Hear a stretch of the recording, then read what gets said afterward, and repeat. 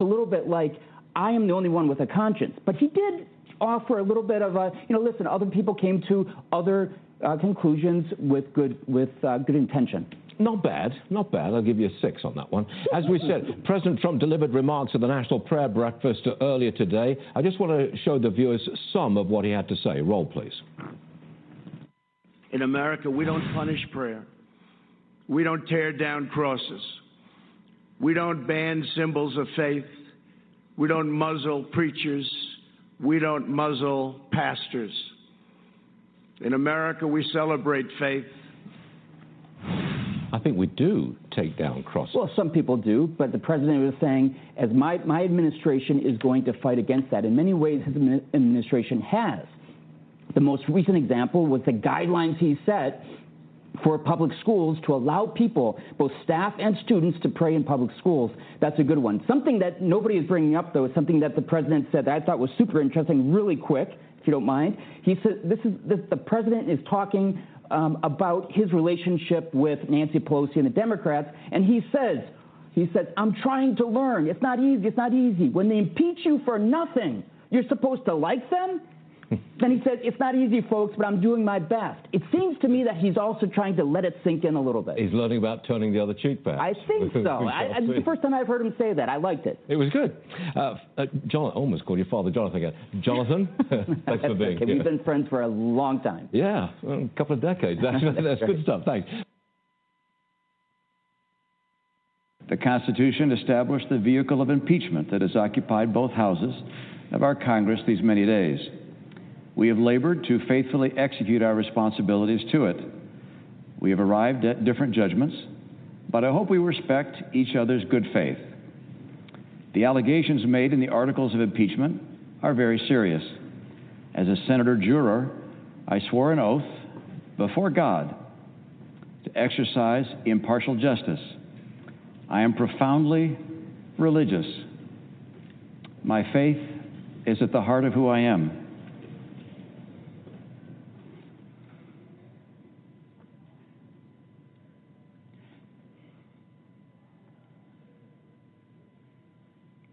I take an oath before God as enormously consequential. I knew from the outset that being tasked with judging the president, the leader of my own party, would be the most difficult decision I have ever faced. I was not wrong. The House managers presented evidence supporting their case, and the White House counsel disputed that case. In addition, the president's team presented 3 defenses. First, that there could be no impeachment without a statutory crime. Second, that the Biden's conduct justified the president's actions.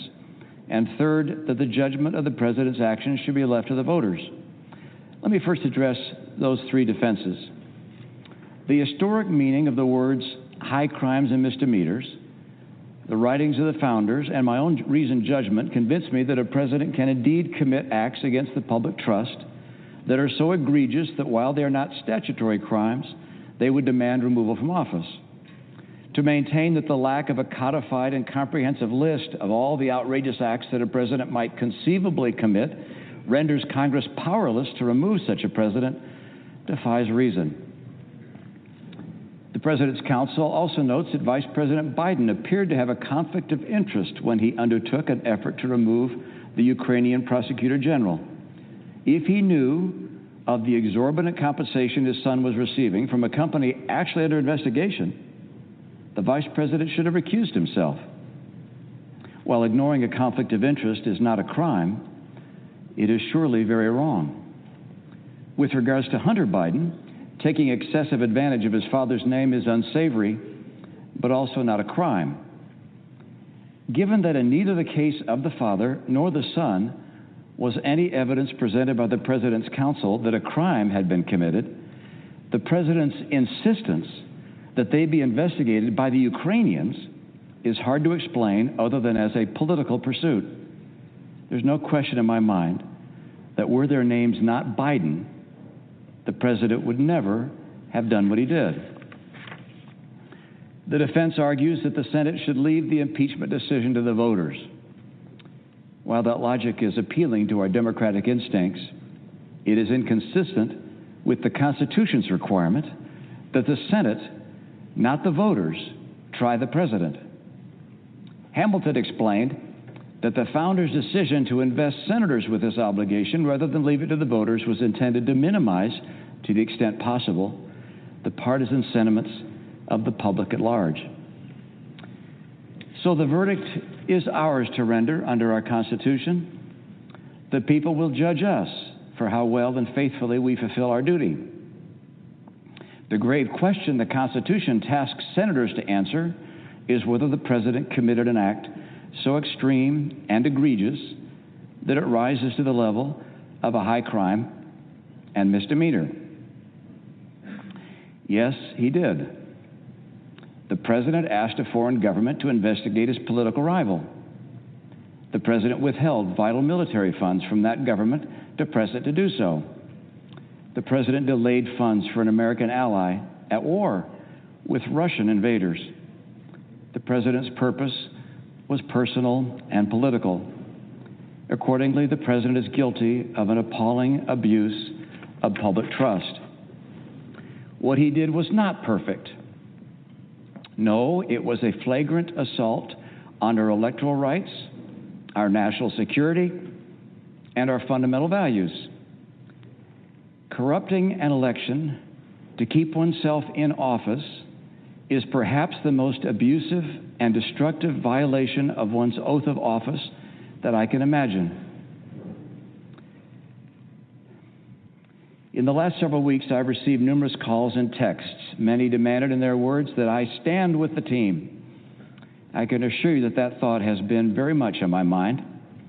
You see, I support a great deal of what the president has done. I voted with him 80% of the time. But my promise before God to apply impartial justice required that I put my personal feelings and political biases aside. Were I to ignore the evidence that has been presented and disregard what I believe my oath and the Constitution demands of me for the sake of a partisan end, it would, I fear, expose my character to history's rebuke and the censure of my own conscience. I'm aware that there are people in my party and in my state who will strenuously disapprove of my decision, and in some quarters I will be vehemently denounced. I'm sure to hear abuse from the president and his supporters. Does anyone seriously believe that I would consent to these consequences other than from an inescapable conviction that my oath before God demanded it of me? I sought to hear testimony from John Bolton, not only because I believed he could add context to the charges, but also because I hoped that what he might say could raise reasonable doubt and thus remove from me the awful obligation to vote for impeachment. Like each member of this deliberative body, I love our country. I believe that our Constitution was inspired by Providence. I'm convinced that freedom itself is dependent on the strength and vitality of our national character. As it is with each senator, my vote is an act of conviction. We've come to different conclusions, fellow senators, but I trust we have all followed the dictates of our conscience. I acknowledge that my verdict will not remove the president from office. The results of this Senate court will in fact be appealed to a higher court, the judgment of the American people. Voters will make the final decision, just as the president's lawyers have implored. My vote will likely be in the minority in the Senate. But irrespective of these things, with my vote, I will tell my children and their children that I did my duty to the best of my ability, believing that my country expected it of me. I will only be one name among many, no more, no less, to future generations of Americans who look at the record of this trial. They will note merely that I was among the senators who determined that what the president did was wrong, grievously wrong. We are all footnotes at best in the annals of history, but in the most powerful nation on earth, the nation conceived in liberty and justice, that distinction is enough for any citizen. Thank you, Mr. President. I yield the floor. Wow. Wow, that was extraordinary. That was a moment we haven't seen very often from a member of the U.S. government. That was pure honesty and emotion from Mitt Romney there, talking about how he'd be in the minority voting to convict on both of these charges, presumably with regard to the president. And John Avlon and I have been sitting here, our senior political analyst, and I mean, the words he used, how he said it was the most difficult decision I have ever faced, talked about his faith being at the heart of who I am, talked about the phone calls clearly he'd received from Republicans, stand with the team, but he put politics aside. That was a true profile and courage speech we just heard. That was the sound of a man who'd wrestled with his conscience, who tried to think bigger than partisan politics, and ultimately kept faith with his oath, his promise to God, as he said, to do impartial justice. And what a contrast between what we just heard from Mitt Romney, doing the difficult thing, doing what he felt was the right thing, even though it was the unpopular thing among his base and among his political party. And you saw the logic. You saw the logic rooted in his understanding of the Constitution, the Founding Fathers, his dismantling of the arguments offered up by the president's defense, saying this was a grievous abuse of public trust. The only reason the president singled out the Bidens was political purposes. This was a brave, courageous speech. He will catch hell from the right, as he predicted, but that will look on well in the eyes of history. I want to ask you about that, but I just want to underline your point. That was one of the lines I wrote down. He said, no question, had their names not been Biden, that the President of the United States never would have done what he did. What's Mitt Romney's future? How will the Republicans respond? As he said, he's been getting phone calls pressuring him. He expects to be denounced by the president, by his supporters, and by many colleagues.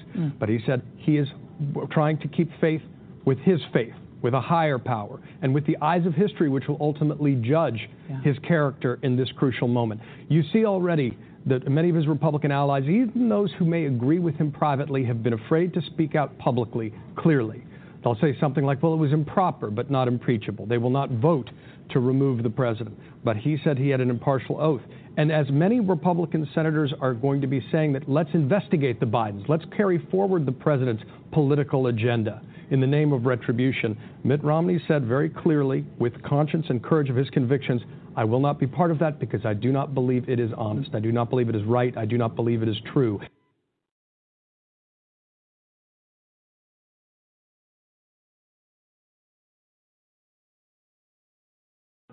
America, a powerful country in the eyes of the world for years, in its third impeachment of a leader, Donald John Trump. Hear ye, hear ye. All persons are commanded to keep silence on pain of imprisonment while the Senate of the United States is sitting for the trial of the articles of impeachment exhibited by the House of Representatives against Donald John Trump, President of the United States. As a reminder to everyone in the chamber, as well as those in the galleries, demonstrations of approval or disapproval are prohibited. The Majority Leader is recognized. Mr. Chief Justice, the Senate is now ready to vote on the articles of impeachment, and after that is done, we will adjourn the court of impeachment. The clerk will now read the first article of impeachment. Article 1, Abuse of Power. The Constitution provides that the House of Representatives, quote, shall have the sole power of impeachment, unquote, and that the President, quote, shall be removed from office on impeachment for and conviction of treason, bribery, or other high crimes and misdemeanors, close quote. In his conduct of the office of President of the United States, and in violation of his constitutional oath faithfully to execute the office of President of the United States, and, to the best of his ability, preserve, protect, and defend the Constitution of the United States, and in violation of his constitutional duty to take care that the laws be faithfully executed, Donald J. Trump has abused the powers of the presidency in that, using the powers of his office, President Trump solicited the interference of a foreign government, Ukraine, in the 2020 United States presidential election. He did so through a scheme or course of conduct that included soliciting the government of Ukraine to publicly announce investigations that would benefit his reelection, harm the election prospects of a political opponent, and influence the 2020 United States presidential election to his advantage. President Trump also sought to pressure the government of Ukraine